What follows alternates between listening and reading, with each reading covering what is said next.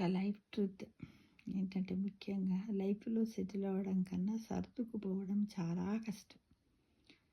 సర్దుకుపోవడాన్ని మనం తెలుసుకుంటే, నేర్చుకున్నట్టయితే మనం సెటిల్ అవ్వడం కూడా చాలా సులభం అన్నమాట. అంటే చిన్నప్పటి నుంచి కూడా అంటారు, ఒరే అడ్జస్ట్మెంట్ నే లైఫ్లా ఏదంటే అది కాదురా.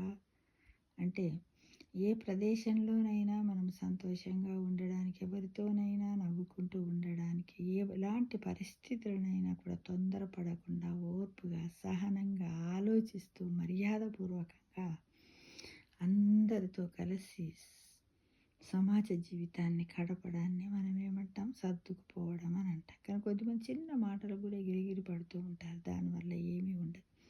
అలా సర్దుకుపోవడాన్ని మనం నేర్చుకున్నట్టయితే ఎలాంటి బంధాలను కూడా మనం దూరం చేసుకోలేం. కానీ కొద్దిమంది ఎదుటివారు ఉంటారు, మనం ఎంత సదురుకపోయినప్పటికి కూడా వాళ్ళు మనతో కలవరు, సమాంతర రేఖల్లా ఉంటారు, వదిలేయాలి వాళ్ళని. కానీ మనం లైఫ్లో 80% సదురుకుపోవడం అంటే జీవితంలో సెటిల్ అయినట్టే, ప్రశాంతంగా మన జీవితాన్ని గడుపుతున్నట్టే మిత్రమా.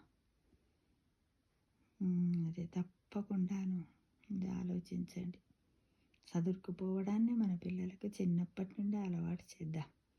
ఎందుకంటే వాళ్ళు ఏమైనా బొమ్మలు కొనియమన్నారనుకోండి, అప్పుడు పెద్ద బొమ్మ కొనియమంటే చిన్న బొమ్మ కొనిచ్చి, ఎందుకు కొనిస్తున్నామో కూడా చెప్పాలి. ఎందుకు నాన్న అంత పెద్ద బొమ్మ, అంత మనీ పెట్టి ఇలా అలాంటి బొమ్మని చిన్న బొమ్మతో ఆడుకోను, చిన్నవాడి కదా అని ఈ విధంగా వానికి చిన్నప్పటి నుంచే వాడు అడిగిన ప్రతి వస్తువునే కానీ, ప్రతి విషయంలో కానీ మనము సదురుకుపోవడాన్ని పిల్లోడికి అలవాటు చేసినట్టయితే పెద్దగైనాక వాడికి అలానే సదురుకుపోతూ ఉంటాడు.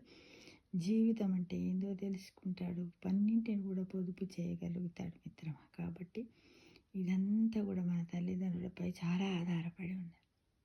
కానీ వాడికి కష్టము సుఖము ఏది తెలియదు, డబ్బు ఏమన్నా తెలిసినట్టయితే నా కొడుకు బాధపడతాడని కాదు, అన్ని విషయాలు చెబుతూ ఉండాలి. వాడు అర్థం చేసుకునే జ్ఞానము, నాలెడ్జ్ వాడికి వచ్చినప్పుడు మనం ప్రతి విషయం చెబుతూ ఉండాలి.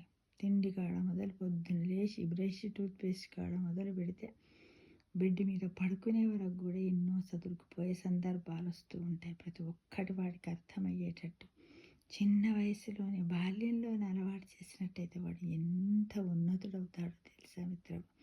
ఈ సదురుకుపోవడం అనేది ఎంత అంటే జీవితంలో తనకు తానే రావాలి, కానీ ఎవరితో ఏ కోచింగ్ సెంటర్లో పోయి నేర్చుకునేది కాదు మిత్రం. అందుకే ముందే అలవాటు చేయండి.